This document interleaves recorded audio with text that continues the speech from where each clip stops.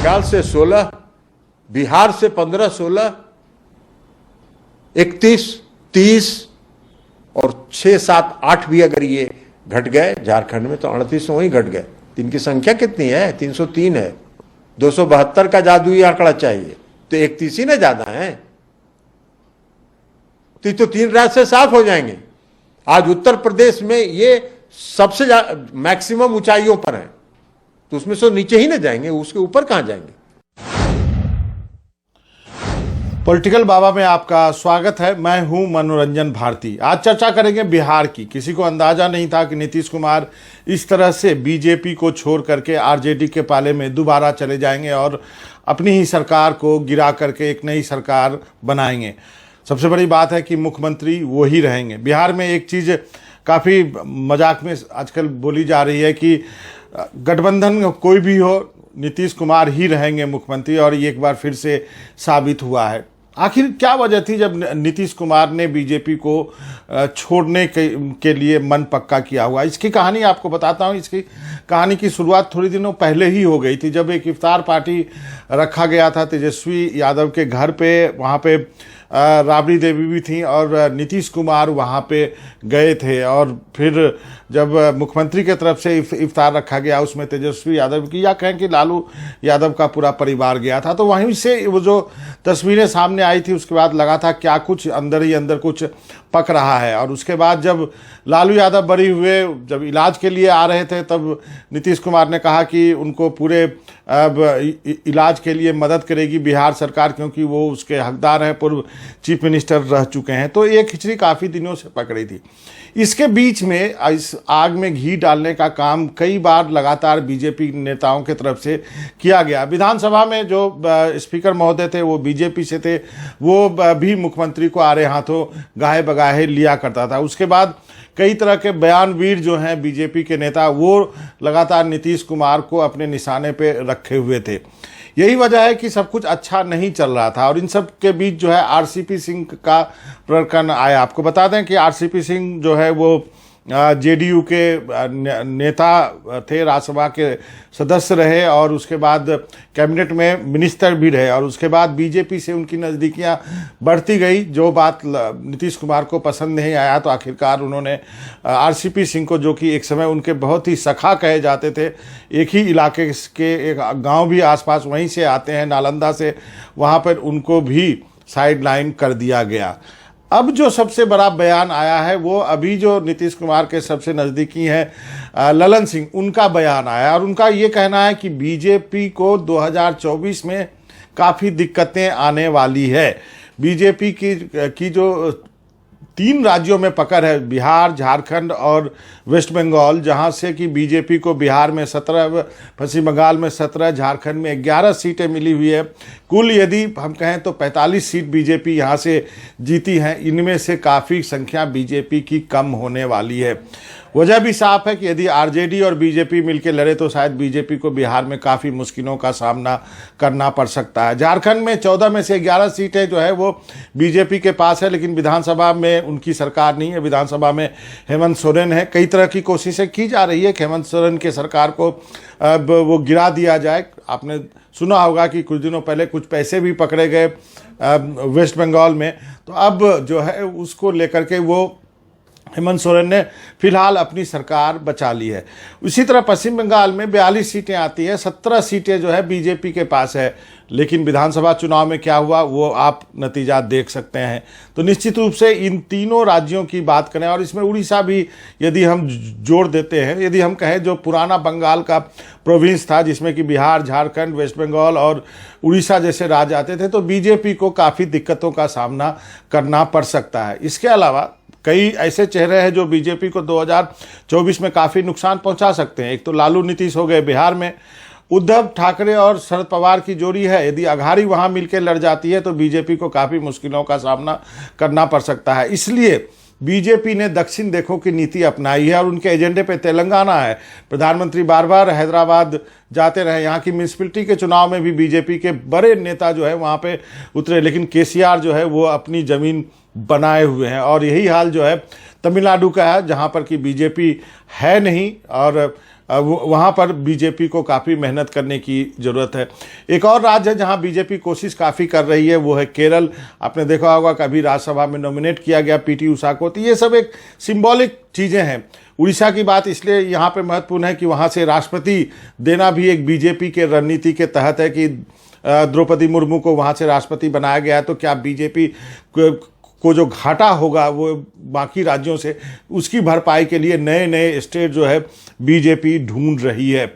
अब दिक्कत क्या थी नीतीश कुमार के पास? नीतीश कुमार के पास दिक्कत ये थी कि 2020 का जो चुनाव हुआ था, उस वक्त बीजेपी का स्ट्राइक रेट था 67%, यानी उतनी सीटें बीजेपी विधानसभा में जीती थी। आपको बता दूं कि लोकसभा के 1 साल बाद बिहार में चुनाव होता है, और जो पिछला विधानसभा चुनाव हुआ उसमें जो है जेडीयू जो है केवल 43 सीट पर आकर के सिमट गई, और उसके बाद फिर भी बीजेपी ने, या कहें कि बीजेपी के शीर्ष नेतृत्व ने नीतीश कुमार को अपनाया, क्योंकि बीजेपी के पास कोई चेहरा नहीं था। बीजेपी में वो लीडरशिप पनप ही नहीं पाई जो कि बीजेपी को लीड कर सके बिहार में। सुशील मोदी हमेशा से, जब मुख्यमंत्री रहे नीतीश कुमार, तो वो डिप्टी सीएम रहते थे, फाइनेंस मिनिस्टर रहते थे, लेकिन ऐसी कुछ बात हुई जिससे कि बीजेपी ने सुशील मोदी को दिल्ली बुला लिया। राजीव प्रताप रूडी एक डायनेमिक लीडर बन सकते थे, लेकिन उन पर भी बीजेपी ने भरोसा नहीं किया, दांव नहीं खेला। शाहनवाज हुसैन को दिल्ली से लोकसभा में टिकट नहीं मिलने के बाद बिहार भेजा गया, उद्योग मंत्री वो रहे वहाँ पर इस सरकार में।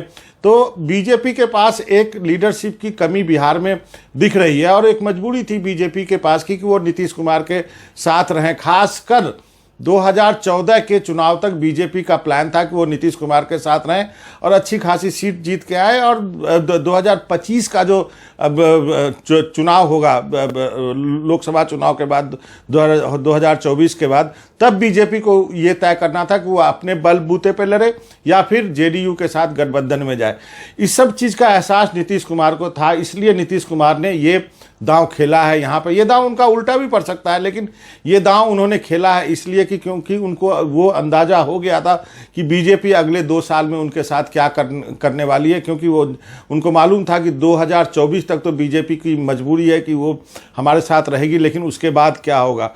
कुछ बातें ये भी कही जाने लगी कि उनको उपराष्ट्रपति नहीं बनाया गया, और ये सब चीज़ें, हालांकि इसमें मैं नहीं मानता कि कोई दम है।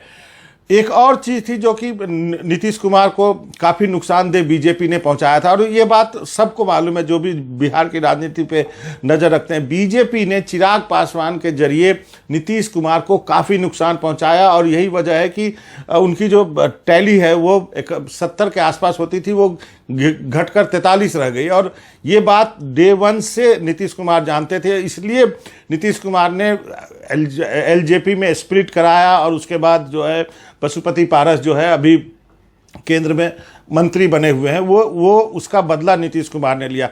अब एक बार फिर से आप कह सकते हैं बीजेपी अपने पाले में चिराग पासवान को लाने की कोशिश करेगी, क्योंकि उनको लगता है कि उनके पास जो 6% वोट बैंक है वो काफ़ी अहम होने वाला है। तो अब ये उस एंगल पर भी जो है विचार करना पड़ेगा, ध्यान देने की ज़रूरत होगी नीतीश कुमार को। क्या चिराग पासवान की क्या रणनीति होती है? अभी तक तो जब वो नीतीश कुमार और तेजस्वी यादव अलग अलग थे तो चिराग और तेजस्वी के बीच में नज़दीकियां बढ़ रही थी, लेकिन अब इस बदली हुई परिस्थिति में क्या होगा ये कहना बड़ा मुश्किल है। तो इन सब चीज़ों को देखते हुए नीतीश कुमार काफ़ी कॉर्नर्ड हो गए थे, उनके पास कोई चारा नहीं था, और उनको मालूम था कि मुख्यमंत्री वही रहेंगे। अब एक नई राजनीति की शुरुआत की बात कही जा रही है, ये कही जा रही है कि अपोजिशन का फेस जो है नीतीश कुमार हो सकते हैं। हालांकि बहुत सारे चेहरे हैं, मैंने नाम गिनाया आपको, उद्धव ठाकरे भी के साथ शरद पवार हैं, लालू हैं, नीतीश कुमार के साथ केसीआर भी है, स्टैलिन भी है, और बाकी लोग भी हैं।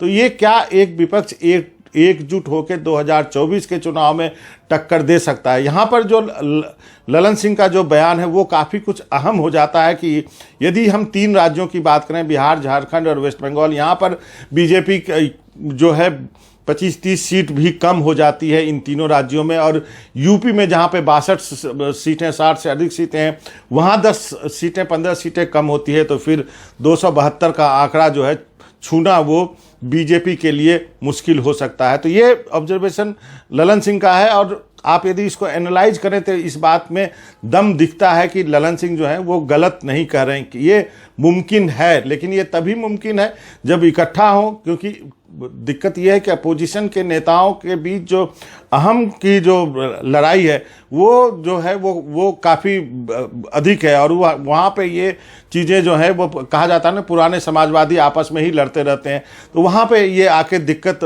पहुँचा देती है। और ऐसे में एक और शख्स है जिस पर कि आपको नज़र रखनी होगी, अखिलेश यादव और जयंत चौधरी। हालांकि अभी ये चुप हैं क्योंकि उन्होंने कभी अपना एम्बिशन ये नहीं जाहिर किया है कि वो दिल्ली आना चाहते हैं। उनकी लड़ाई जो है उत्तर प्रदेश में। अब देखना ये है कि अगले 2024 के लोकसभा चुनाव में वो अपनी लड़ाई कितनी मजबूती से लड़ते हैं। हालांकि जो बाई इलेक्शन हुआ है वो हारे हैं समाजवादी पार्टी ने, लेकिन वहाँ पर वो अच्छा कर पाते हैं यदि, जैसा कि विधानसभा चुनाव में किया, उनकी टैली काफ़ी बड़ी है, तो फिर बीजेपी के लिए एक सोचने वाली बात हो सकती है। तो इसका मतलब आप समझिए कि नीतीश कुमार का हटना मेरा ये मानना है कि भारतीय राजनीति के लिए एक अहम मोड़ है। आप उन्हें कुछ भी कर सकते हैं, पलटू राम कर सकते हैं, आया राम गया राम कर सकते हैं, लेकिन सच्चाई ये है कि नीतीश कुमार के इस कदम ने बीजेपी को सोचने पर मजबूर कर दिया है। और बीजेपी का थिंक टैंक इसलिए सकते में है, बिहार में जगह जगह बीजेपी प्रदर्शन कर रही है, क्योंकि उन्हें मालूम है कि उनके ज़मीन से जो है वो